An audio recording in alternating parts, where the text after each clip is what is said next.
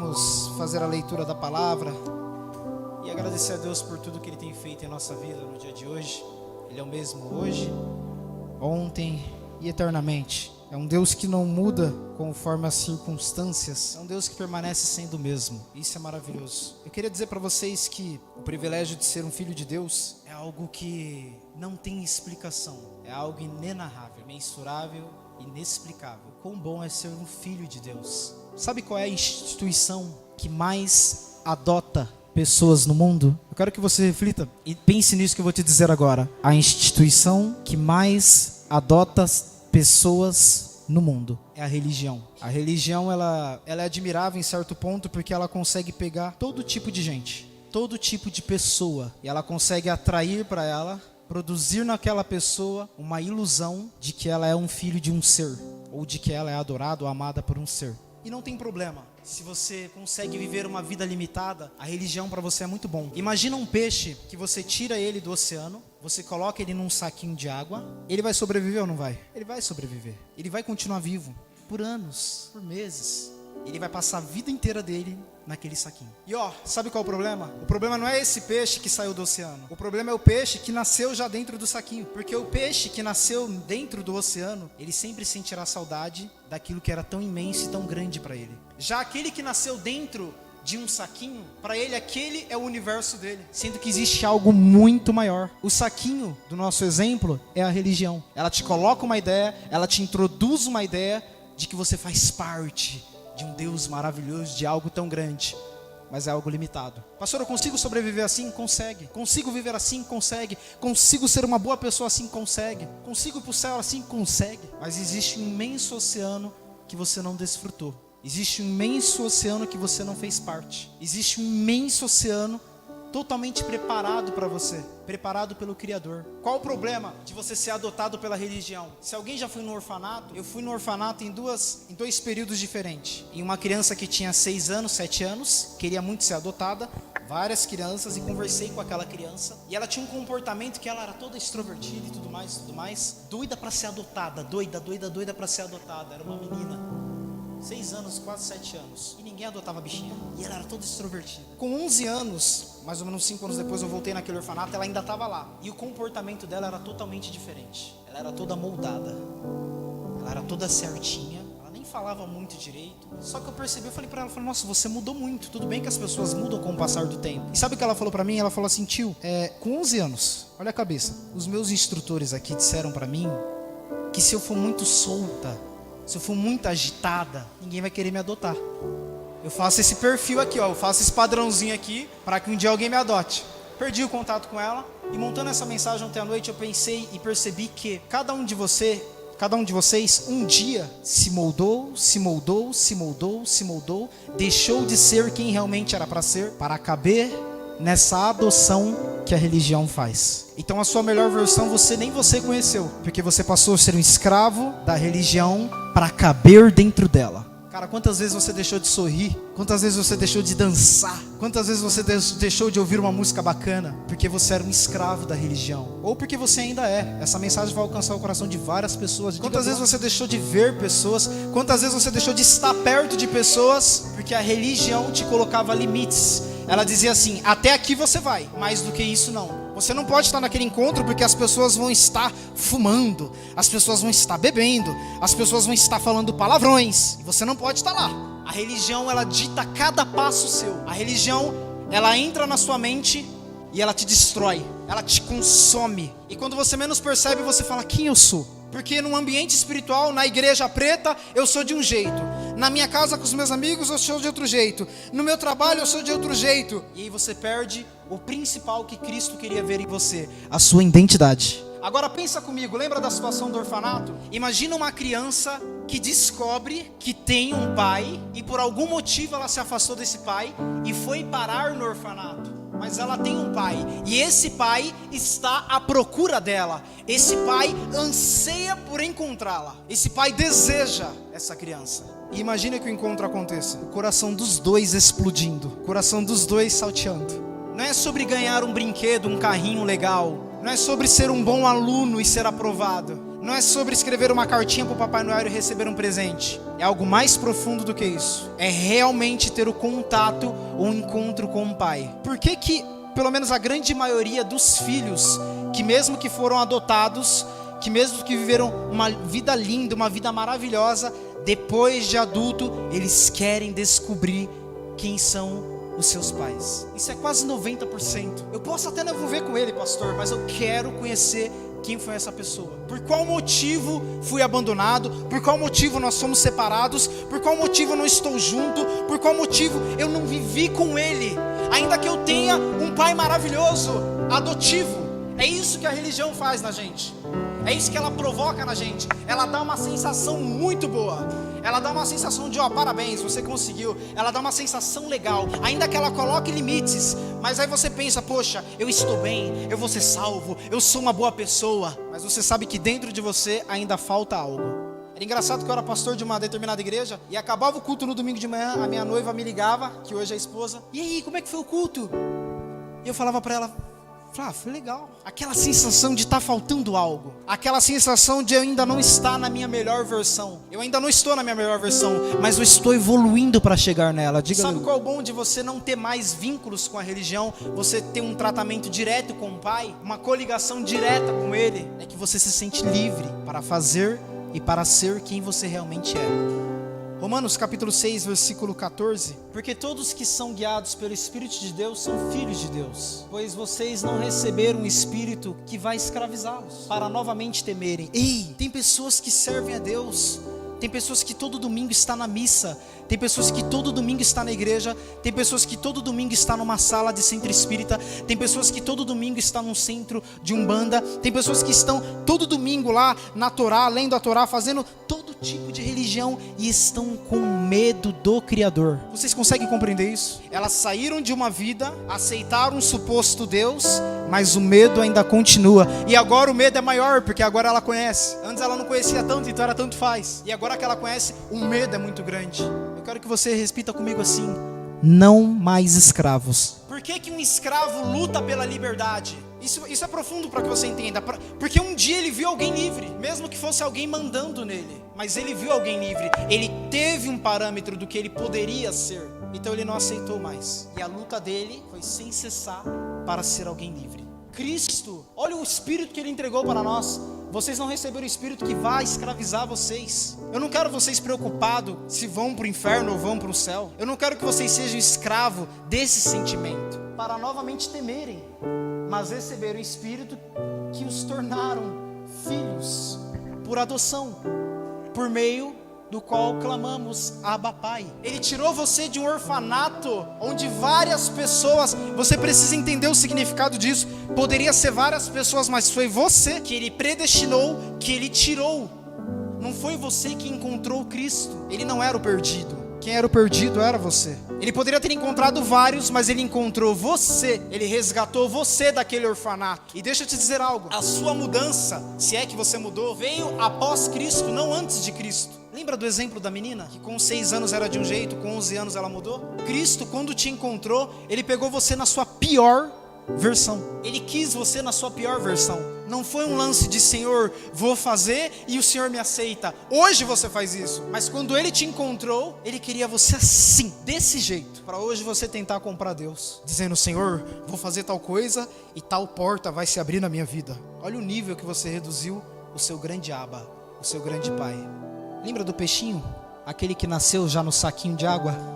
Imagina você furar o saquinho de água e jogar esse peixinho no oceano. Alguns vão dizer: não, pastor, ele morre. Morre? Você está me dizendo que um peixe não pode viver no seu habitat natural? Você está me dizendo que ele não vai se adaptar? Te ensinaram isso, mas isso não é verdade. Joga um leão na selva. Um leão que viveu 10, 15, 20 anos na casa de alguém. Você acha mesmo que esse leão vai morrer? Tiraram todos nós que estamos aqui do nosso verdadeiro universo, do nosso verdadeiro habitat, do lugar que éramos para estar. E sabe o que disseram para nós? Que se a gente desse um passo fora disso, nós morreríamos.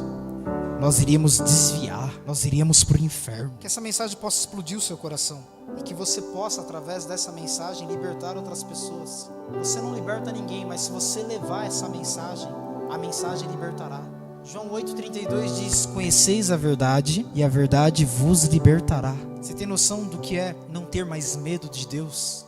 Do famoso Deus, barba branca, de saber que eu sou um filho. Olha que engraçado, Lucas 10:18, os discípulos estavam comemorando, os discípulos estavam todos felizes, dizendo assim, versículo 17, ó a alegria dos discípulos. Os 72 voltaram alegres e disseram: Senhor, até os demônios se submetem a nós, tudo em teu nome. Eles estavam alegres. Falou, a gente colocava a mão nas pessoas, as pessoas manifestavam, e o demônio, colocava a mão no cego, o cego voltava a enxergar, o mudo voltava a falar, o paralítico voltava a andar. Os discípulos estavam explodindo de alegria, só porque tiveram um contatinho assim com o poder de Deus. Aí Jesus ensinou o verdadeiro sentido para eles da alegria. Ele respondeu: eu vi Satanás caindo do céu como um relâmpago. Eu dei a vocês autoridade para pisarem sobre cobras e escorpiões, e sobre todo o poder do inimigo. Nada lhe farás dano algum. Com tudo isso que eu dei para vocês, eu quero que o coração de vocês explodam sobre isso. Eu quero que uma alegria tome conta de vocês agora sobre isso. Eu quero que você seja cheio de amor agora sobre isso. Alegrem-se, acorde mais feliz, vá trabalhar mais feliz, sorria mais vezes, abrace mais vezes, tenha mais amor, se doe para o próximo, faça doações para as pessoas, faça doações para as instituições, vá nos orfanatos, compre cestas básicas, mude seu caráter, molde a sua forma de ser, pare de mentir, renuncie os seus pecados, arrependam-se. Sobre isso, alegram-se, não porque os espíritos se submetem a vocês, mas porque seus nomes estão escritos no livro da vida nos céus.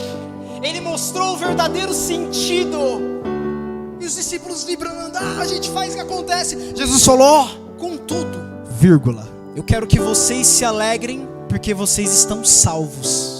E não é uma salvação, pastor Leandro, as pessoas acham que a salvação é só relacionada sobre ir para o céu ou ir para o inferno. A mente é muito pequena quando você reduz salvação a só isso. A maior salvação que aconteceu foi Cristo poder ter te salvado de si mesmo. Ir para o céu virou uma consequência. Efésios capítulo 1, versículo 5. Se você que está aqui ainda não aceitou a Cristo, eu sinto dizer, mas você está numa posição de escravo. E se você não reconhecer que você é um escravo, você nunca vai lutar pela liberdade. E quando eu falo de aceitar a Cristo, eu não estou falando que você vai se entregar a um rótulo de evangélico, católico, espírita. Não. Eu estou dizendo que você vai ser salvo de si mesmo. Pastor, quais são as práticas que eu vou poder e que eu não vou poder fazer? Não é sobre isso. Se eu virar para minha mãe e falar, mãe, eu posso fazer isso, posso fazer aquilo, como filho, dentro da concepção dela, ela vai dizer, filho, isso aqui você pode, filho, aquilo você não pode. Agora, se eu virar para o filho da vizinha, a resposta será outra. Se eu virar para o filho da outra vizinha, a resposta será outra. Por quê? Porque o relacionamento não é o mesmo. O relacionamento que você tem com Cristo é o que vai dizer até onde você deve ir, até onde você não deve ir. Eu vou te dar um exemplo claro. Imagine que o pastor de vocês, pastor Rafael, fosse um ex-alcoólatra. Acabei de me libertar, estou 2 dias é pouco, estou 2 meses sem beber, sem colocar álcool na boca. É só um exemplo, tá? Pelo amor de Deus. E também se fosse, não dá conta de vocês. E então, imagina, 2 meses sem colocar álcool na boca. Se eu perguntasse para Cristo, eu devo beber algo nessa festa? Qual você acha que seria a resposta? Com certeza um não bem grandão, porque aquilo ia me levar à recaída de uma dependência em que um dia eu fui escravo. A Bíblia é muito clara, ela diz que o problema não é beber, o problema é se embriagar. E por aí vai. Pastor, você está me dizendo que o que eu vou entender de Cristo é conforme o relacionamento que eu vou ter com Ele? É isso. Em amor, nos predestinou para sermos adotados como filhos, por meio de Jesus Cristo, conforme o bom propósito da sua vontade, para o louvor da sua gloriosa graça, a qual nos deu gratuitamente no amado. Deus Todo-Poderoso, por meio de Cristo, te entregou uma graça de salvação em amor. Foi entregue a você sem você fazer absolutamente nada, porque Cristo primeiro morreu e depois você o aceitou e o conheceu. Não foi ao contrário. Você não mudou para Cristo morrer, Cristo morreu para você mudar. o que a gente recebe de graça deveria nos tornar mais gratos. Que ser é esse que passou entre nós, que fez algo que nos mudou?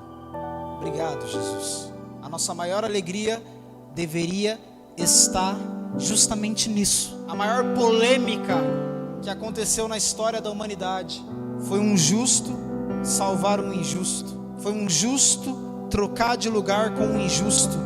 Foi um grato entregar a vida pelo ingrato.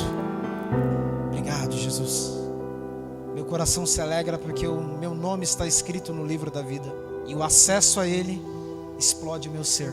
Nunca será sobre o mensageiro, mas será sobre a mensagem. Você consegue compreender isso? Você consegue compreender que independente do show que estiver acontecendo nesse altar, não é sobre isso, mas é sobre a mensagem? Você consegue compreender que não é sobre quem prega, mas é sobre o que é pregado? Você consegue compreender que não é sobre o lugar, mas é sobre o que o lugar transfere para você? É isso que te faz estar aqui, mas não, por algum motivo você veio num ambiente totalmente escuro, totalmente preto, com alguém gritando aos seus ouvidos, com alguém batendo aos seus ouvidos, mas com algo muito poderoso que te liberta não exteriormente, mas interiormente. Aqui a transformação consiste em transformar de dentro para fora e não de fora para dentro. Cada um tem um processo. Para eu poder encerrar, João capítulo 10. Assim como o Pai me conhece, eu conheço o Pai e dou a minha vida pelas ovelhas. Isso aqui é poderoso. Olha o que ele falou. Que ousadia. Tenho outras ovelhas que não são deste aprisco. Tem tradução que diz rebanho. É necessário que eu as conduza também. Elas ouvirão a minha voz e haverá um só rebanho e um só pastor. Sabe aquela briga? Eu pertenço a uma religião, eu pertenço a outra, eu pertenço a isso, eu pertenço àquilo. Tudo isso vai acabar. Ele disse assim, ó: eu tenho ovelhas que não estão aqui agora. Tenho outras ovelhas que não são deste rebanho. Não está aqui com a gente nessa manhã, mas não significa que não é dele. E você com essa cara de bocó, achando que só você vai ser salvo, porque você está aqui e traz dízimo e ofertas. Eu destruí as suas expectativas nessa manhã. E não melhor, você achava que por ser bonzinho, só você pertencia ao reino de Deus. Não melhor, você achava que por não ter comido churrasco na Semana Santa, você pertencia ao rebanho e os outros não.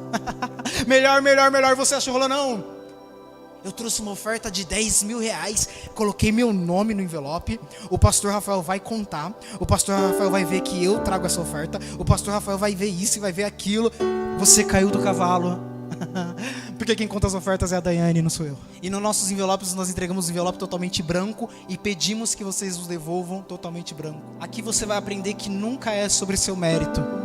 Aqui você vai aprender que sempre é sobre Ele. Ele falou, não estão nesse rebanho, mas é necessário que eu, Cristo, vou conduzir. Será pela minha voz, não será por vocês. Você faz o seu papel de convidar, vir para a igreja, fala da mensagem, a pessoa faz uma visita, mas quem vai conduzir essa pessoa é Cristo. É a voz de Cristo. Um dia, por algum motivo, em algum momento, a voz de Cristo te trouxe até aqui. Você se sente livre? Se você se sente livre, diga aleluia. Se você se sente filho, diga aleluia. Se você quer que mais pessoas se sintam assim, diga aleluia. Então faça isso chegar ao ouvido dos outros. E vamos aplaudir a Jesus.